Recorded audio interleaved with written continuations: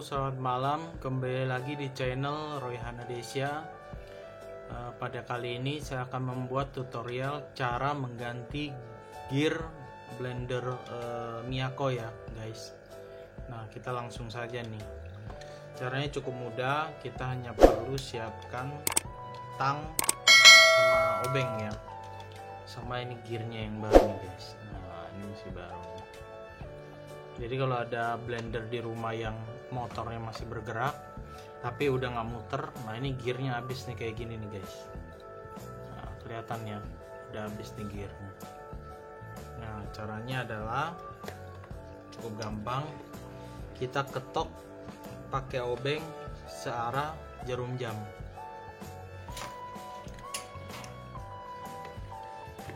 Nah, kita coba pakai obeng yang min aja ya, lebih gampang kayaknya. Jadi posisi yang tepat, ketok sekali, 2 kali ya. Set. Udah terbuka ya guys. Nah, dia cuma begini guys.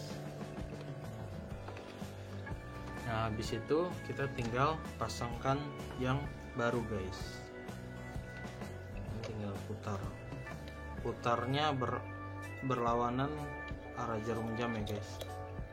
Udah gini aja, nggak usah dikencengin guys.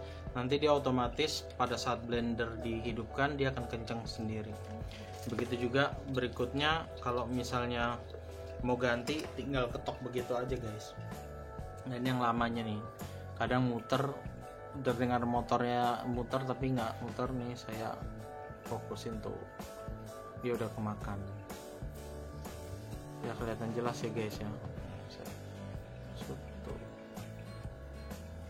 Jadi ini bisa dibeli online, dicari aja gear blender Miyako.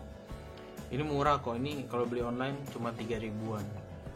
Jadi daripada blender yang dibeli baru, mendingan sekali beli karena 3 ribuan beli aja stok 10 biji gitu. Jadi kalau rusak tinggal ganti ya guys. Demikian tutorial cara mengganti gear blender Miyako. Jangan lupa like, subscribe, sama tombol loncengnya guys ya, biar saya tetap semangat untuk bikin video tutorial yang mudah-mudahan video ini bisa membantu kita semua di rumah ya, daripada beli baru dan tanpa tidak kita pakai yang bisa diperbaiki ya. Jangan lupa sekali lagi like, subscribe, dan loncengnya ya, dan share ke yang lain juga ya. Oke, terima kasih, semoga video ini bermanfaat.